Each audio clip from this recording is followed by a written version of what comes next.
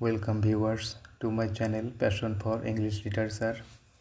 Viewers, এখন David Herbert লরেন্সের Sons and Lovers উপন্যাস থেকে একটি ব্রড কোয়েশ্চেন নিয়ে আলোচনা করতে চাচ্ছি। প্রশ্নটি হচ্ছে, why does Paul fail to achieve meaningful relationship with either Miriam or Clara in Sons and Lovers? Sons and Lovers উপন্যাসে পল কেন মিরিয়াম অথবা ক্লারার সাথে অর্থপূর্ণ সম্পর্ক অর্জন করতে ব্যর্থ হয়? অথবা write a note on the man women conflict in Sans and lovers, নারী পুরুষ দ্বন্দ্বের উপর একটি নোট লিখো। In Sans and lovers the man women conflict is all পারভেসিভ। Sans and lovers উপন্যাসে নারী পুরুষের যে দ্বন্দ্ব এটা সর্বব্যাপী। The novel begins with the conflict between Walter Morel and his wife Gertrude. এই উপন্যাসটি হচ্ছে ওয়াল্টার মরেল এবং তার স্ত্রী গার্ট্রুড মরেলের মধ্যে যে দ্বন্দ্ব, সেই দ্বন্দ্ব দিয়ে শুরু হয়। সাবসিকুয়েন্টলি পরবর্তীতে the major part of the Nobel, এই উপন্যাসের যে প্রধান অংশ, is devoted to the conflict between Paul and Miriam and between Paul and Clara. তো পরবর্তীতে এই উপন্যাসের যে অর্থাৎ বৃহত্তর অংশটাই হচ্ছে পল এবং মিরিয়াম এবং পল এবং ক্লারার মধ্যে যে দ্বন্দ্ব, সেই দ্বন্দ্বের প্রতি উৎসর্গিত, অর্থাৎ সেই দ্বন্দ্ব নিয়েই আলোচনা করে অবশিষ্ট অংশে।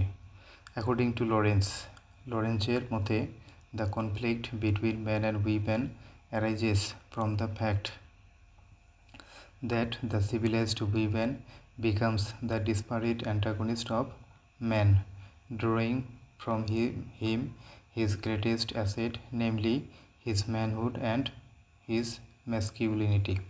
So according to Lawrence, the conflict between men and women arises from the fact that নারী পুরুষের যে দ্বন্দ্ব, সেই দ্বন্দ্ব একটা ঘটনা থেকে তার উৎপত্তি হয়। that the civilized women becomes the disparate antagonist of man, যে সভ্য নারী সে হচ্ছে পুরুষের বেপরোয়া প্রতিদ্বন্দ্বী হয়ে ওঠে। drawing from him his greatest asset, যে তার থেকে যে শ্রেষ্ঠ সম্পদ অর্থাৎ তার পুরুষত্ব এবং হিজ ম্যাসকিউলিনিটি, পুরুষালী ভাব, এটা তার কাছ থেকে কেড়ে নিয়ে সে পুরুষের হচ্ছে বেপরোয়া প্রতিদ্বন্দ্বী হয়ে ওঠে। এই ঘটনা থেকেই মূলত নারী পুরুষের যে দ্বন্দ্ব, সেই দ্বন্দ্ব উৎপত্তি হয়। অর্থাৎ ভিউয়ার্স, পুরুষের সব থেকে শ্রেষ্ঠ সম্পদ হচ্ছে তার পুরুষত্ব এবং তার পুরুষালী ভাব। সেই ভাবটা একজন নারী সে হচ্ছে তার কাছ থেকে কেড়ে নিয়ে তার সেই পুরুষের বেপরোয়া প্রতিদ্বন্দ্বী হয়ে ওঠে। তো এই ঘটনা থেকেই মূলত নারী এবং পুরুষের মধ্যে যে দ্বন্দ্ব, সেই দ্বন্দ্বের উৎপত্তি হয়। A woman always tries to feminize a man, and তাহলে একজন নারী সর্বদাই কী করে, একজন পুরুষকে নারীত্ব করার চেষ্টা করে। And bring him under the control of her will, এবং তার ইচ্ছার অধীনে তাকে আনতে চেষ্টা করে। But Lawrence believes in the law of polarity, কিন্তু লরেন্স মেরুকরণ নীতিতে বিশ্বাস করে। If two persons coming in contact with each other in any form of mutual relationship can achieve polarization, যদি দুইজন ব্যক্তি যে কোনো ধরনের পারস্পরিক সম্পর্কের মাধ্যমে পরস্পরের সংস্পর্শে এসে যদি মেরুকরণ অর্জন করতে পারে, দে ক্যান এনজয় হ্যাপিনেস, তাহলে তারা সুখ লাভ করতে পারবে। There should be no attempt to dominate or possess the other partner, অন্য সঙ্গীর উপর আধিপত্য বিস্তার করার অথবা অন্য সঙ্গীকে অধিকার করার কোনো চেষ্টাই করা উচিত না। Mrs Gertrude Morel and Walter Morel fail to maintain their mutual understanding as husband and wife. Gertrude Morel এবং ওয়াল্টার মরেল তারা স্বামী স্ত্রী হিসেবে তাদের পারস্পরিক যে বোঝাপড়া, সেটা বজায় রাখতে ব্যর্থ হয়। This mutual incompatibility of the pair not only destroys the prospects of their personal happiness but also vitiates the lives of their children. তো এই জুটি this mutual incompatibility of the pair, এই জুটির অর্থাৎ গার্ট্রুড মরেল এবং আপনার Walter মরেলের যে পারস্পরিক অসঙ্গতি, এই অসঙ্গতি কী করে not only destroys the prospect of their personal happiness, তাদের ব্যক্তিগত জীবনের সম্ভাবনাকেই শুধু ধ্বংস করে না, but also vitiates the lifes of their children, এছাড়াও তাদের সন্তানদের যে জীবনটাকে নষ্ট করে দেয়। হু কাম টু ডিসপাইজ দেয়ার ফাদার, যে সন্তানরা তাদের বাবাকে ঘৃণা করতে শুরু করে, and develop an unhealthy attachment with their mother, এবং তাদের মায়ের সঙ্গে একটা অস্বাস্থ্যকর আপনার সম্পর্ক তৈরি করে। Mrs Morel becomes frustrated in her married life, Mrs Morel তার বিবাহিত জীবনে হতাশ হয়ে যায়। And makes husband substitutes of her sons, এবং তাদের সন্তানদেরকে তার স্বামীর বিকল্প করে তোলে। Paul gets friendly with the romantic and ambitious Miriam, Paul romantic এবং উচ্চাকাঙ্ক্ষী মিরিয়ামের সাথে বন্ধুত্ব করেন। But Miriam is as desirous of having a complete hold on Paul as his mother, কিন্তু মিরিয়াম হচ্ছে তার মায়ের মতো, অর্থাৎ পলের মায়ের মতোই পলের উপর একটা আধিপত্য বিস্তার করতে চায়। She too fails to achieve polarization, সেও অর্থাৎ মিরিয়ামও এখানে মেরুকরণ অর্জন করতে ব্যর্থ হয়। She wants to wheedle the life out of things, সে সব কিছু থেকেই জীবনকে কেড়ে নিতে চায় বা বের করে নিতে চায়। Paul appreciates her sense of judgement, Paul কী করে তার অর্থাৎ মিরিয়ামের আপনার বিচার বুদ্ধির প্রশংসা করে। And romantic bent of mind, এবং তার অর্থাৎ মিরিয়ামের যে রোমান্টিক মনোভাব, সেই রোমান্টিক মনোভাবেরও প্রশংসা করে। But resist her efforts to pocket him, কিন্তু তাকে যে পকেট করার চেষ্টা, সেই চেষ্টাকে ব্যাহত করে, অর্থাৎ পল মিরিয়ামকে পকেট করতে দেয় না। The worst part of her domineering tendencies, তার এই আধিপত্যবাদী মনোভাবের সবথেকে খারাপ দিক হলো on account of her extreme religiosity and her sexual inhibition, তো তার চরম ধর্মীয়তা এবং তার যে যৌন বাধাদানের কারণে she lakhs the capacity to offer anything in return, সেই বিনিময়ে হলো যে তাকে কিছুই দিতে পারে না বা তার কোনো কিছু দেওয়ার তার সক্ষমতা থাকে না। Paul too seeks both intellectual inspiration and physical gratification from Miriam, তো পলও এখানে কী চায় মিরিয়ামের কাছ থেকে, সে হচ্ছে ইন্টেলেকচুয়াল ইন্সপিরেশন মানে যে মানসিক অনুপ্রেরণা, অর্থাৎ বুদ্ধিগত অনুপ্রেরণা এবং শারীরিক তৃপ্তি মিরিয়ামের কাছ থেকে পল চায়।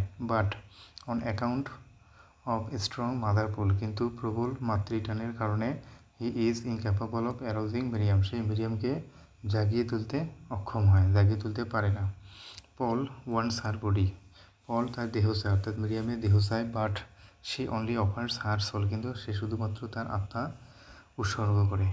দে go through a strange soul sucking and soul sucking experience, তারা এক ধরনের অদ্ভুত আত্মাকে ভিজিয়ে দেওয়া এবং আত্মাকে শুষে নেওয়ার অভিজ্ঞতা তারা অনুভব করে which takes them nowhere, এবং এই যে অভিজ্ঞতা তাদেরকে কোথাও নিয়ে যায় না, অর্থাৎ এর ফলে তাদের সম্পর্কের কোনো পরিণতি আসে না, কোনো ফল আসে না।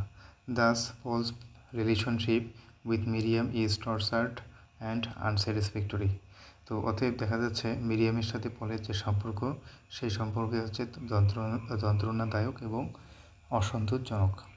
পল comes to feel he should marry Miriam, Paul অনুভব করতে শুরু করে যে তার মিরিয়ামকে তার বিয়ে করা উচিত। Yet there is always at the back of Paul's conscience the spirit of his mother and her domination of him, তো পল এখানে কী করে যে পলের যে বিবেক, সেই বিবেকের পিছনে সর্বদাই তার মায়ের আত্মা এবং পলের উপর তার যে আধিপত্য, সে আধিপত্য থাকে। So the relationship with Miriam finally dwindles itself away in a completely unsatisfactory way, সুতরাং মিরিয়ামের সাথে তার যে সম্পর্ক, এই সম্পর্ক অবশেষে পুরোপুরি অসন্তোষজনকভাবে আপনার ম্লান হয়ে যাবে, শেষ হয়ে যায়।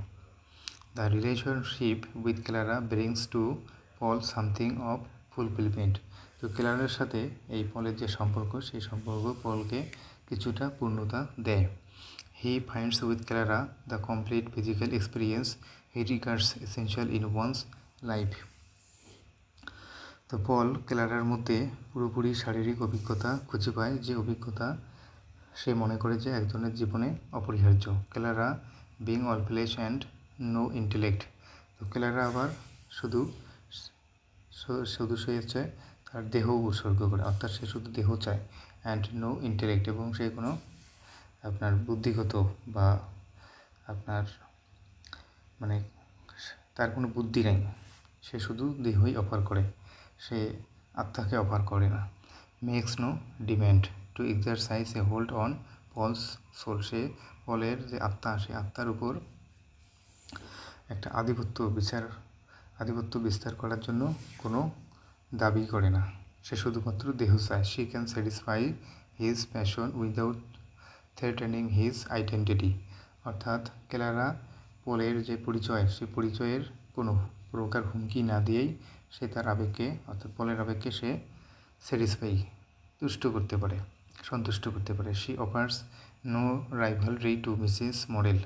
সে মিসেস মডেলের কোনো প্রতিদ্বন্দ্বিতাই করে না। And is therefore more acceptable to her. এবং এর ফলেই সে তার কাছে, অর্থাৎ ক্লারা গার্ট্রুড মডেল, পলের মা গার্ট্রুড মডেলের কাছে হচ্ছে গ্রহণযোগ্য। ফর এ হোয়াইল, অল্প কিছু সময়ের জন্য, Paul and Clara appear to be perfectly happy together. অল্প কিছু সময়ের জন্য পল এবং ক্লারাকে হচ্ছে একেবারে নিখুঁতভাবে একত্রে সুখী বলে মনে হয়। But even this happiness proves to be deceptive. কিন্তু এই যে সুখ, এই সুখটাকেও ডিসেপটিভ, প্রতারণামূলক মনে হয়। Clara lacks Miriam's spiritual quality.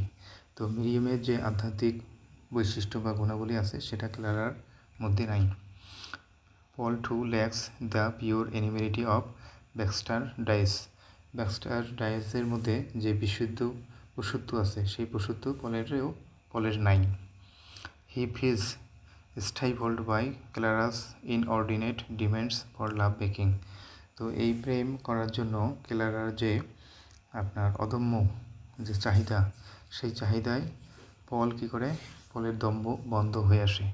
So they too soon tire of each other. তাই এই পল এবং ক্লারা তারা পরস্পরের কী হয়ে যায়, ক্লান্ত হয়ে পড়ে। Once more Paul returns completely to his mother.